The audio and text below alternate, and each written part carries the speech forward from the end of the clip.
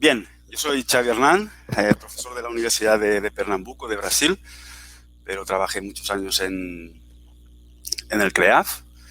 Y este estudio que os voy a presentar forma parte del mismo proyecto que ya os ha presentado Rodrigo antes. Yo voy a hacer más hincapié en las características del nicho trófico de esas tres especies para intentar explicar la coexistencia. Cómo es que estas tres especies están coexistiendo en un mismo espacio físico. Bien, el estudio se basa en una teoría clásica de ecología de los años 60, 70, la teoría del nicho ecológico, ¿no?, que nos dice que especies estrechamente relacionadas, filogenéticamente muy próximas, no pueden coexistir, porque tales especies tienden a ser ecológicamente muy similares y, por lo tanto, se requiere de una diferenciación del nicho para evitar exclusión por competencia. A partir de esta teoría surge una problemática para comprender la coexistencia de muchas especies si comparten recursos críticos. Esto sería, por ejemplo, el caso de los herbívoros generalistas, que consumen una gran variedad de plantas y que generalmente esta variedad está superpuesta. Tenemos diferentes teorías, hipótesis que nos podrían explicar la coexistencia de herbívoros generalistas. Una primera hipótesis sería la hipótesis de variación del nicho dietario, que nos dice que los individuos y las poblaciones dividen los recursos disponibles mediante interacciones competitivas, lo que resulta en nichos de amplitud variable. Si hay competencia, las diferentes especies que están coexistiendo por el mismo recurso van a presentar amplitud de nicho, en este caso de la dieta, diferente.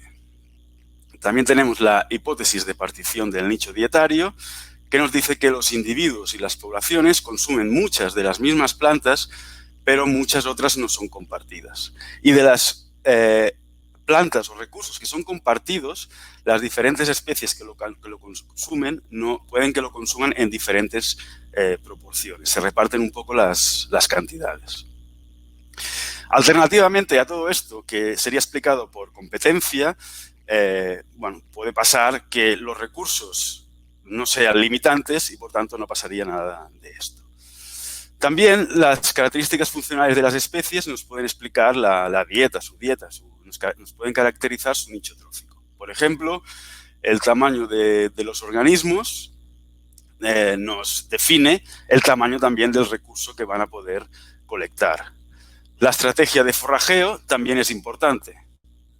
Especies que tienen una estrategia de forrajeo individual, con individuos que van para aquí y otros que van para allí, la diversidad de recursos colectados puede ser mayor que no especies que tienen un sistema de recolección de recursos en columna, que focalizan la recolección en un determinado parche en el espacio. Aquí la diversidad de recursos recolectados sería menor. Bien, os presento nuestro sistema de estudio, que Rodrigo ya lo ha explicado antes en su presentación. Esta es una localidad cerca de Barcelona, Castellbell-Vilar, donde yo realicé mi tesis allí en el año 2003-2004. Y bueno, ya constaté la presencia de tres especies de Mesor. Teníamos Mesor bouvieri, Mesor barbarus y Mesor capitatus. Pero no solo estaban coexistiendo tres especies, sino que estas especies tenían una densidad de colonias muy alta. Muy alta. Aquí no se ve muy bien este mapa, pero aquí os presento los valores de densidad de colonias. Eso es un mapa de nidos que hicimos en el 2018.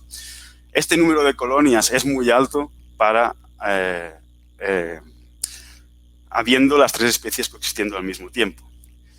Y este mapa, si lo comparamos con un mapa que hice en 2004, los valores de densidad de colonias es similar o incluso mayor ahora que antes, lo cual nos indica que esto no es una cosa transitoria, sino que estas poblaciones de Mesor en esta localidad parece que están coexistiendo establemente.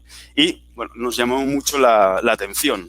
Precisamente antes salió un comentario de que es muy raro de que Mesor barbarus y Mesor capitatus coexisten. Hablando con colegas, había salido ese tema y entonces decidimos ver, bueno, cómo puede ser, ¿no?, que esas tres especies que son en teoría tan similares en lo que comen, pueda ser que coexistan.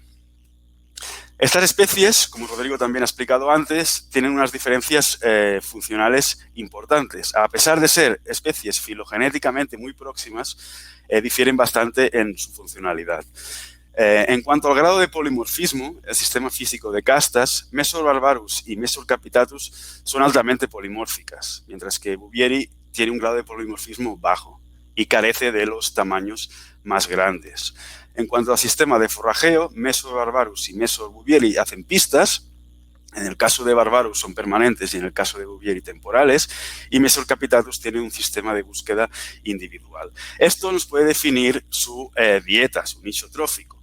Por ejemplo, por las características funcionales esperaríamos que Mesor capitatus, que tienen obreras pequeñas y grandes y tiene una búsqueda individual, esperaríamos que la amplitud de la dieta sea mayor que en las otras dos especies. Si pensamos en un escenario de competencia y en la sobreposición de las dietas, como, por ejemplo, Mesor bouvieri y Mesor capitatus son las que se parecen menos funcionalmente, en teoría serían las que podrían explotar más recursos parecidos y esperaríamos una sobreposición de la dieta mayor en un escenario que hay competencia. Bien, en este contexto, los objetivos del trabajo es analizar la composición, amplitud y sobreposición de la dieta de estas tres especies de Mesor, analizar si la dieta de estas especies puede ser explicada por sus características funcionales y un poco acumular todos estos conocimientos e intentar comprender los mecanismos que explican su consistencia en esta área de estudio. Bien, muestreamos la dieta, muestreamos 71 colonias en 4 estaciones diferentes, en junio y octubre de 2018 y 2019. En cada estación muestreamos entre 3 y 7 colonias por especie y lo que hicimos es, en cada colonia, le robamos 100 objetos, 100 ítems que llevaban las hormigas que estaban llegando cargadas al nido. Le robábamos estos ítems, lo que llevaban, lo poníamos en un vial, lo llevamos al laboratorio y lo analizamos. Analizamos la materia vegetal, la materia animal y la materia vegetal. La materia vegetal la separábamos en lo que serían diásporas, semillas y frutos, y en otros restos vegetales. Bien, lo que serían diásporas, frutos y semillas lo identificamos hasta nivel de especie. Después caracterizamos el nicho trófico, la dieta, mediante su amplitud, como de diversa es la dieta de estas especies, con el índice de Levin, no voy a entrar en los detalles, y la sobreposición de la dieta, como de parecidas son la dieta de las diferentes especies o de las diferentes colonias, con el índice de Bianca. Y estos cálculos los hicimos tanto a nivel de colonia como a nivel de población, juntando los valores de todas las colonias por especie. Bien, en cuanto a los resultados, en la dieta general, esto ya lo ha mostrado también Rodrigo antes, vemos que, como era de esperar, estas especies básicamente consumen materia vegetal, un 60% de diásporas y un 30% de restos vegetales. Y no hay, en este patrón general no hay diferencias entre las tres especies de Mesor. Si nos focalizamos en las diásporas, que es lo que consumen mayormente, vemos que hay diferencias en los grupos funcionales.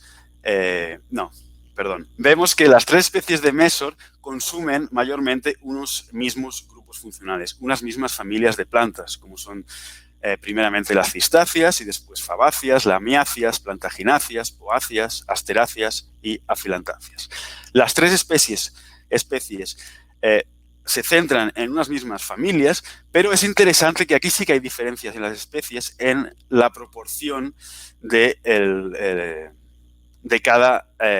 semillas de cada familia que consumen. Por ejemplo, Mesor capitatus consume más cistáceas que las otras dos especies, Mesor barbarus consume más afilantáceas y lamiáceas que las otras dos especies y Mesor bouvieri consume más plantagináceas que las otras dos especies. A nivel de especie de diáspora, vemos que lo he representado como las curvas de rango abundancia, donde tenemos representado las especies que consumen de más importante en la dieta a menos importante. vemos que estas curvas entre las tres especies son un poco diferentes. Primero, en el caso de Mesor capitatus, es más corta, la curva es más corta, por lo tanto consume una menor diversidad de diásporas. Y también vemos que en el caso de Mesor capitatus consume mucho una determinada especie, que es Fumana ericoides. Las otras especies también consumen más unas determinadas especies de plantas, pero las diferencias entre ellas no son tan marcadas. Entonces parece que Mesor capitatus es un poco más especializada que las otras dos especies. Esto se refleja en la amplitud de la dieta, que es lo que tenemos aquí representado. Los valores, las bolas en gris serían los valores por colonia, Mesor barbarus, Mesor bouvieri y Mesor capitatus, en ese orden. Vemos que hay una gran variabilidad en los valores de amplitud de la dieta en las tres colonias. Si vemos el valor medio de esas colonias, que es la bola en negro, no hay diferencias significativas. Lo que es interesante es que a nivel de población, que sería el punto en rojo, la amplitud de la dieta evidentemente es mucho mayor porque estamos acumulando todas las colonias y aquí sí que se ven unas diferencias claras entre especies, siendo una amplitud de la dieta mayor en Mesor barbarus que en Mesor bouvieri. En Mesor bouvieri y Mesor bouvieri que en Mesor capitatus. Este patrón es totalmente diferente, contrario al que esperábamos si la dieta fuera explicado por las características funcionales de las especies relacionadas con la explotación de recursos. En cuanto a la sobreposición de la dieta, mediante el índice de Pianka, que es lo que tenemos aquí, el 1, 100%, quiere decir que las dietas son totalmente similares y 0, que son totalmente diferentes. Lo que vemos, los valores en gris, las bolas en gris. Te quedan ¿Perdona? 3 minutos. Te quedan vale. 3 minutos. Perfecto, ya estoy acabando. Las bolas en grises son las a nivel de colonia. Y de nuevo vemos que hay una gran variabilidad entre las colonias, pero que la mayor parte de los valores son bajos, ¿no? Y si vemos la media, que es la bola en negro, vemos que están alrededor del 25%. A la izquierda, dentro del cuadro verde, tenemos el solapamiento, la sobreposición entre colonias de una misma especie, Barbarus, Bouvieri y Capitatus, y a la derecha, en morado, tenemos el solapamiento entre colonias de diferentes especies. Este solapamiento los valores son muy similares, alrededor del 25%, tanto entre colonias de una misma especie como de especies diferentes. Entonces, este solapamiento es bastante bajo, lo que podría sugerir algunos mecanismos de competencia, tanto a nivel intraespecífico como interespecífico. A nivel de población, que son los puntos en rojo, estos valores evidentemente que son más altos, alrededor del 80%, pero tampoco son máximos, ¿vale? Y hay diferencias, de manera que la sobreposición mayor es entre Mesor bouvieri y Mesor capitatus, que coincide con el hecho de que son las especies que funcionalmente son más diferentes. Bien, ya para concluir, hemos visto que la amplitud de la dieta es muy variable entre las colonias de las tres especies y diferente entre sus poblaciones, y esta amplitud no viene explicada por sus características funcionales. La sobreposición de la dieta también es muy variable y en general relativamente baja a nivel de colonia y es más alta a nivel de población, pero tampoco es máxima. Y esta sobreposición es mayor entre las poblaciones de aquellas especies que funcionalmente son menos parecidas. El nicho trófico, la dieta de estas tres especies, puede ser parcialmente explicado por sus características funcionales relacionadas con la explotación de recursos. Hemos visto que explica la sobreposición, pero no explica la amplitud de la dieta. Y finalmente, todos estos resultados sugieren, o al menos yo lo interpreto así, que los resultados aún no son del todo conclusivos y bueno, hay que descartar algunas hipótesis alternativas, pero estos resultados pueden sugerir que las poblaciones de esas tres especies de Mesor podrían coexistir establemente en esta población cerca de Barcelona mediante la segregación en el uso de recursos a nivel de colonia, básicamente, como consecuencia de procesos pasados, ¿no?, de competencia intraespecífica e interespecífica. Y esto es todo. Muchas gracias por haberme escuchado. También quería agradecer a mis colaboradores de proyecto, a Anselm, a Alba y a Rodrigo, por todo el entusiasmo y el esfuerzo en el proyecto y sobre todo por los buenos momentos que pasamos juntos en campo, sobre todo. Y nada, si tenéis preguntas, podéis preguntar ahora o aquí tenéis mi email de contacto si queréis preguntar después. Gracias.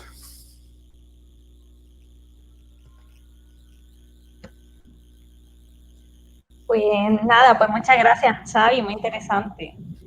Mira, tenemos aquí algunas preguntas, las vamos a ir leyendo en función de la importancia que tiene.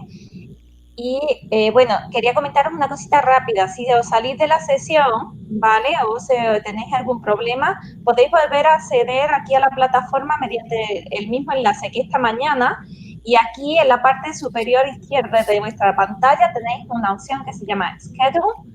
Pincháis ahí y podéis ver en la sesión en la que vamos, pincháis en la sesión y entráis directamente donde estamos. Bien, pues vamos a empezar. Sabi, la primera pregunta te dicen que si eran las 3 especies igual de abundantes en la zona de estudio. Ay, mía. Supongo que se refiere a nivel de colonia, ¿no? Sí, entonces, sí, la abundancia de colonias era la misma para todas las especies o había alguna variabilidad en la... Había variabilidad, había muchas más colonias de Mesorcapitatus, que la más abundante era Mesorcapitatus, después Mesorbuvieri y después Mesodorbarbarus. Creo que había unas 40 colonias por hectárea de Capitatus, unas 20 de Bouvieri y unas 12 de Barbarus. Ajá. Vale, mira, Olga nos pregunta, ¿hay interacciones jerárquicas entre las 3 especies en la recolección de semillas, de manera que unas especies pueden seleccionar más que otras? Bueno, esto es un tema interesante, analizar esas interacciones entre estas 3 especies. Bueno, sería interesante ver también cuál es el nivel de agresividad en recursos abundantes. De hecho, esto lo analizamos. Al final no lo he puesto porque bueno, me alargaba mucho, pero hicimos un muestreo donde colocamos cebos de semillas separados cada 5 metros. Creo que pusimos unas 150 cebos varios días y que los seguíamos en hicimos diferentes rondas donde íbamos viendo las interacciones y encontramos muy pocas interacciones. Creo que hicimos unas 1.600 observaciones y solo encontramos 4 luchas. Entonces, no sé, yo creo que sí que hay un nivel de interacción. Para mi impresión es que Mesobarbarus es más agresiva que las otras 2 especies y que debería de monopolizar más estos recursos, pero no lo encontramos. Encontramos muchas pocas peleas y cuando una especie llegaba en un cebo se quedaba allí, no era desplazada por otras especies. Entonces, bueno, esto puede decir varias cosas. Puede decir que estas 3 especies ya se han segregado muy bien espacialmente, tienen su territorio en las diferentes colonias, pero es un poco extraño porque hay una densidad muy grande, ¿no? Pero bueno, podrían estar monopolizando espacios pequeños y en ese espacio estar adquiriendo los recursos y no entrar en peleas con las otras colonias, o realmente que el recurso es muy abundante en la zona de estudio y ahí, bueno, ¿para qué luchar, no? Si ya tengo recurso. Sí, my dear enemy, ¿no? La teoría esta de my dear enemy. Si tenemos suficientes recursos o vamos a tener demasiadas pérdidas, ¿para qué luchar, no? Sí, claro. Xavi, otra pregunta. Nos dicen aquí, no puedo ver el nombre de quién. Dice, hola Xavi, en los lugares comparables al estudio, cuando solo 2 o una especie están presentes, ¿la densidad de colonias es similar a la densidad total de colonias de este lugar donde coexisten las 3 especies? Bueno, esta pregunta es muy interesante. No lo sé. La verdad es que, bueno, se podría buscar en la literatura algún trabajo, pero lo que realmente sería muy interesante es repetir parte de todo esto en otras localidades donde no están las 3 especies, donde solo hay 2 o donde solo hay una. No solo mirar la densidad de colonias, sino también mirar las características de la dieta, del nicho trófico, ¿no? La amplitud, si, bueno, no sé. No sabemos si las características que están presentando son debido a que están las 3 especies o no. Esto es realmente... Nos falta un control externo, ¿no? Comparar con otras localidades, pero evidentemente esto es más costoso y lleva más trabajo y, bueno, en el futuro. Y yo diría que la densidad de colonias puede ser... Yo creo que es una densidad de colonias muy alta la que encontramos. En otras zonas no sé. No sé decir exactamente si son más altas cuando solo hay una o dos especies. Ajá. Vale, la siguiente pregunta nos dice, ¿cree que podrían tener alguna ventaja evolutiva las plantas cuyas semillas son seleccionadas por las hormigas?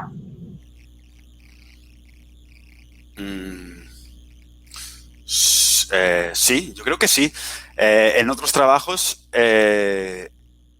hemos demostrado que las mesor, que en teoría las son vistas como herbívoras, como predadores de semillas, también dispersan estas semillas. Hemos demostrado que, y en esta misma área de estudio, cómo es capaz de mesor modifica la dinámica de poblaciones de algunas especies de arbustos, aumentando la abundancia de estas especies. Entonces, yo creo que sí, que todas estas interacciones pueden tener ventajas evolutivas para las plantas. Vale, Elena Angulo nos pregunta, ¿habría un efecto de la disponibilidad de semillas en la zona a nivel de microhábitat? Es decir, si la preferencia por ciertas especies, por ciertas colonias, podría venir determinada por la disponibilidad de semillas cerca de cada hormiguero. Bueno, varias cosas. Primero, esto, Rodrigo, en la presentación anterior ha mostrado más detalladamente el efecto sobre las preferencias y la selección. Las preferencias, evidentemente, que son independientemente de la abundancia, pero la selección no. Y, bueno, lo que encontramos es que hay una selección que estas especies de mesor aquí, en esta área de estudio, no cogen lo que es más abundante. Y esta selección está bastante relacionada con las preferencias. Los resultados que yo os he, por otra parte, los resultados que yo os he mostrado aquí, también los hice considerando la abundancia de los recursos. Tenemos la abundancia de los recursos por cada colonia, que Rodrigo lo ha explicado en su presentación, que muestreábamos todas las semillas que había en un diámetro en un círculo alrededor del nido de 8 metros de radio. Y lo que encontramos, lo que pasa es que no lo he puesto porque, bueno, la presentación se hacía más larga y complicaba la historia, pero en el caso de la amplitud de la dieta, la disponibilidad no la afectaba. Por el hecho de tener más semillas, no tenían una dieta más variable. Esto coincide bastante con los resultados de Rodrigo de que estas hormigas seleccionan. Por otro lado, en cuanto a la sobreposición de la dieta, aquí sí que había un efecto de la disponibilidad. Colonias que tenían una composición de semillas alrededor más similar se parecían más en la sobreposición las dietas se sobreponían más, eran más similares. Aquí sí que había un efecto de la disponibilidad. No sé si he respondido a la pregunta. Sí, sí. Yo creo que sí, vamos. Por lo menos por mi parte creo que sí. Bien, tenemos una pregunta de Susana Márquez Quintero que dice, gracias, Avis, por la ponencia. Quería preguntarte a qué te refieres con características funcionales. Gracias. Vale, perdona, otra vez a lo mejor lo he explicado muy rápido. Característica funcional es cualquier característica de una especie que nos puede explicar una función, tanto una respuesta al ambiente como una función relacionada con el ecosistema, ¿no? Una característica funcional puede ser la morfología, la forma, el tamaño. Una característica funcional también puede ser fisiológica, la tolerancia térmica, por ejemplo, el metabolismo. Son características de las especies que nos pueden explicar sus respuestas al ambiente, por un lado, que serían características funcionales de respuesta, o características funcionales de efecto, que son características del organismo, de la especie, que están relacionadas con funciones ecosistémicas. Como por ejemplo, podría ser el tamaño. El tamaño de una hormiga está muy relacionado con cómo esta hormiga va a responder a cambios ambientales. Pero a su vez también tiene un efecto sobre el ecosistema, porque el tamaño nos va a determinar cuáles son los recursos que va a consumir en el sistema, teniendo así un efecto en él. No sé si... Vale. La siguiente pregunta es de Daniel García y dice, ¿se conoce si otras poblaciones de cada una de las especies de hormiga explotan los mismos grupos de planta con la misma intensidad? La selección de la especie de la semilla se debería a la competencia y por tanto podría cambiar entre poblaciones. Y esta sería la última pregunta. Vale, bueno, esta es la pregunta. Esto es... aquí yo creo que tenemos indicios de que la competencia está actuando. La amplitud del nicho es diferente. Es muy variable entre colonias y es diferente entre las poblaciones de las tres especies. Sería una predicción de la teoría de variación del nicho dietario. Por otro lado, hay sobreposición muy baja a nivel de colonia. ¿Vale? A nivel de población es más alta, pero tampoco hay cierta, no es total, ¿no? Entonces aquí hay unos indicios y realmente lo interesante sería comparar esto con diferentes poblaciones de otros lugares, ¿no? Si están solas o si están, cuando están las especies juntas o cuando están solas, ¿qué está pasando con esas características de la dieta, del nicho trófico, que nos pueden indicar si hay competencia o no? Vale, pues muchas gracias, Javi. Vale. Se nos acaba el tiempo. Ya el resto de las preguntas las puedes responder ahí. Muchísimas gracias. Muy interesante. Un abrazo.